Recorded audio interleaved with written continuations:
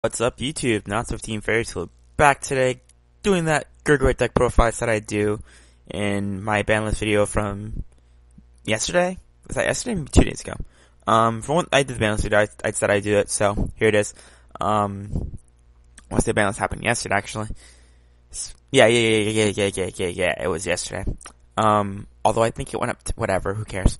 So going on my deck, just, kind of Gurguit got a couple new cards. So going over the changes I've made to my deck since then. I'm not really going to go into too many detail on cards that I've kept from my previous deck, just because, I kind of talk about those cards in here and stuff. I'll kind of briefly go over them. So, still using Rising Land as my starter, just because it makes room for Unite. Unite is now even more necessary. Not necessary, but it's more needed for certain things. So, And, like I said before, it is, the minus you get from it is pretty much irrelevant, because either you get on hit +1, and you get an extra 5k powers if they guard, then hey, they waste an extra card too. For Scarface, cause this is, Gurguit deck, so we always run our, put in soul draw trigger. Also makes space for Unite, gives us soul is an even more precious resource now. So yeah, for Flame Victory, cause like I said before, Soul's a precious resource. For whatever critical trigger you can want to run. I've seen some people, in the show at least, Tayo runs the stand trigger, and people run the stand trigger, just because the stand trigger does give you soul and is a Unite unit, which actually is now really relevant. But the thing for me personally, and I just think in general for a lot of, for stand triggers is, stand triggers makes your attacking turns very, very awkward, because you have to account for the fact that you have stands. So, it can create some very awkward, turn situations. So I don't like stand triggers in the deck. I tried it out, and it was okay at 2, but the 12 crit's just a lot better for me. And then 4 heal, cause, come on. So our grade ones are unchanged. There's no need to change grade ones. Jeffrey, put in soul. Unite, draw a card, makes space, gives you soul, 2 good. 4 Stride Enabler, Stride depends deck. 4 of this still perfect card. You can run the other perfect card, the unflip. It's not too bad. You get an unflip with it, but I have another unit that kind of takes care of the unflips. And you're attacking so hard and so fast that usually you're not going to use the unflips too much. And also, even then too, I really like its ability, its Unite skill, the on-call Unite, put a rear guard at the bottom of your deck, and then you can bring it back to your hand at the end of the turn, just because it's something extra you can call from the deck, because on the most part, you don't want to call your Stride Enablers. You want to actually discard them. Jeffrey, you usually only 6 around for 1 turn, so it's a nice extra unit to have. And then for Horsa, we finally have a name, Horsa. He's like Pierre, but he's amazing. Horsa's the best grade 1 in the deck, without question. Oh my gosh, Horsa is so, y'all don't even know. Oh man, the combos you can pull off with Horsa. He gives things 2k power, so he can definitely pump your lanes up pretty fast. He gives your lane 4k power essentially too, so yeah. Then for our grade 3s, so running 4 Parrymore Unite plus 2k, and then on call, Gunbreak 1, counter plus 1, check top 3, call something from there in the same column as him. Running 4 I think his name is Canarchus. This is a new card. He's not on English, so he has a Japanese picture, but so he has 2 skills. His first skill is on rearguard circle, Unite. If you have a Gurguit Vanguard, he's gains 4k power. So he's a 13k attacker, which is pretty not bad.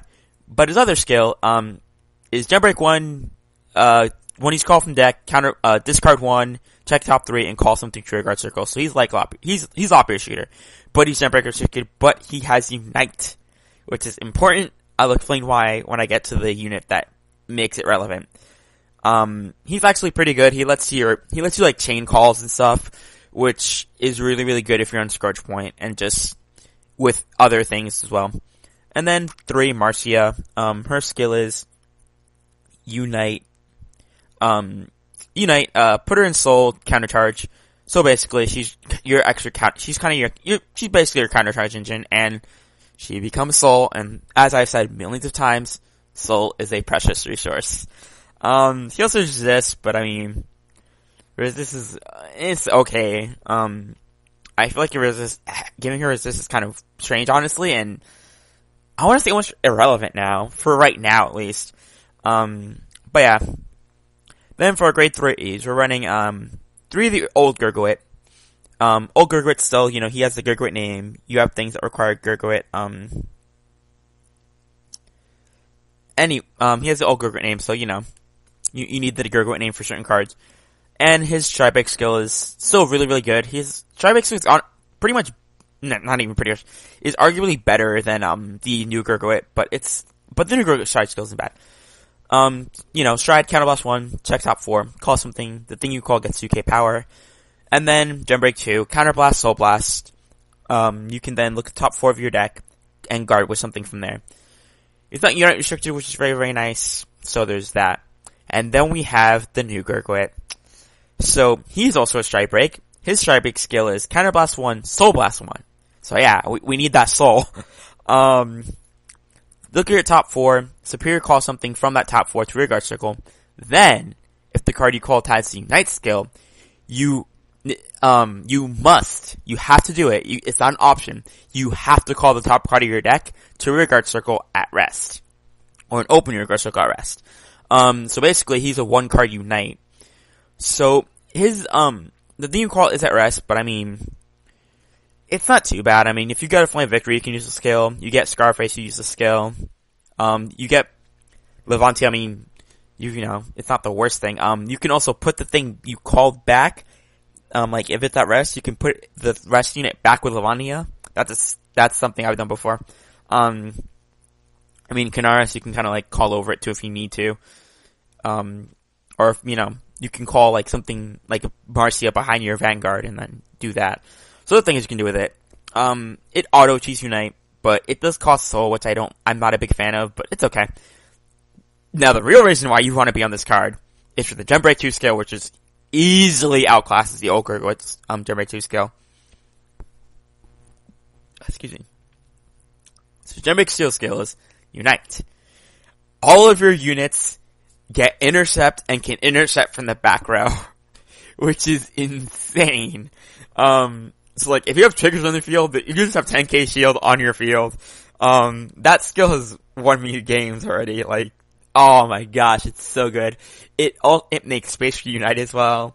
And I mean, achieving Unite, I mean, it's not that hard to achieve just because you just call 2 cards to your Guardian Circle and then the Unite automatically turns on then forth. So you can just like intercept even. It doesn't it's just too useful. And it's also like there's no cost to it. It's not like you have like Soul Blast or counter to do to move it. No, you just do it. That's it.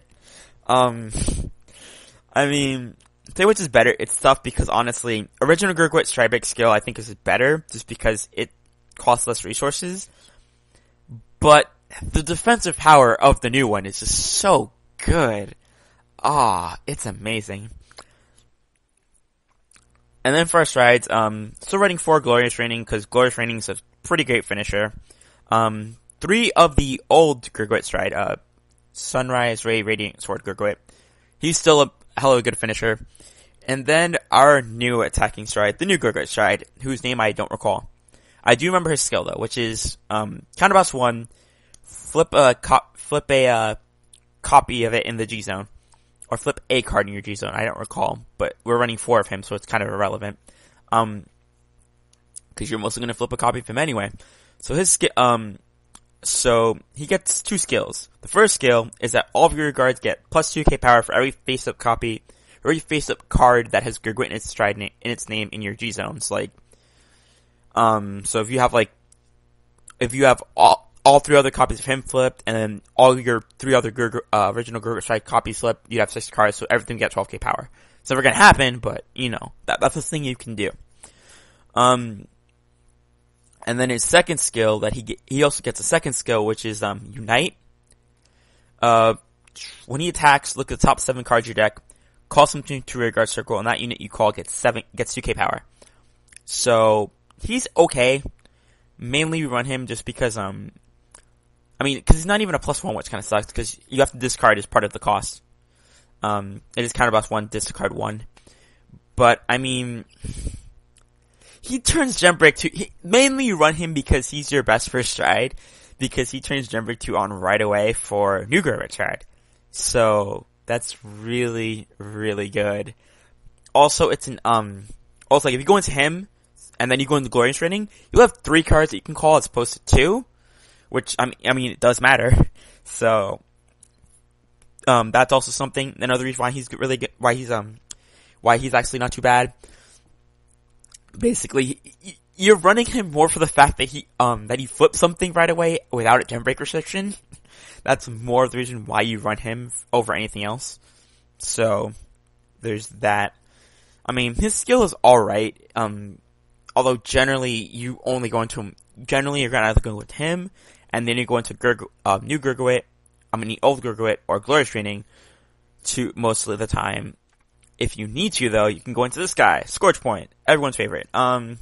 Scorch Point, when a card's placed in regards to from your deck, he and the unit get 5k. He's still pretty good because generally you're gonna at least do it at least once off of the Break Stride skill, because both of them call something from the deck. If it Canarchus, you'll call something. If you hit Parry More, you'll call something. So that's already 8 cards you can hit that will call something else.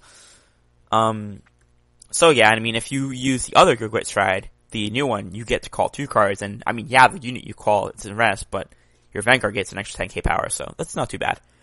Then for G guards, 2 Slimy Flare, 2 Rhea. No changes from last time. I mean, Slimy Flare does make room, and has a little bit of extra defensive power than Rhea, but Rhea is not a -1. Rhea doesn't force you to put a unit back, so it has that advantage as well. Yeah, it's pretty much the deck. Not too much has changed, honestly. I'm not a big fan of how the new Gurguit having the Unite calling Unite is just not a good mechanic, honestly. And not that it's when other decks have such much better mechanics. Gear Chronicle is such a good mechanic, or who else is it? Shadow Stitch. Oh, Shadow Stitch is nuts too. What else is really, really good? Link Joker still has not caught in their mechanic yet. What else? The Mega Calling mechanic also is pretty good. Ritual's okay. As a mechanic itself. I'm not talking about the actual cards, but yeah. That's the deck. Feel free to leave any, comments, questions, suggestions down below. I'll probably get at least a couple matches with this deck uploaded at some point soon. If I can find people in Card Fair who don't quit or take 5 years or know how to play. But yeah, anyway, this has been Natsu / QBFD Fairy Tail, signing out.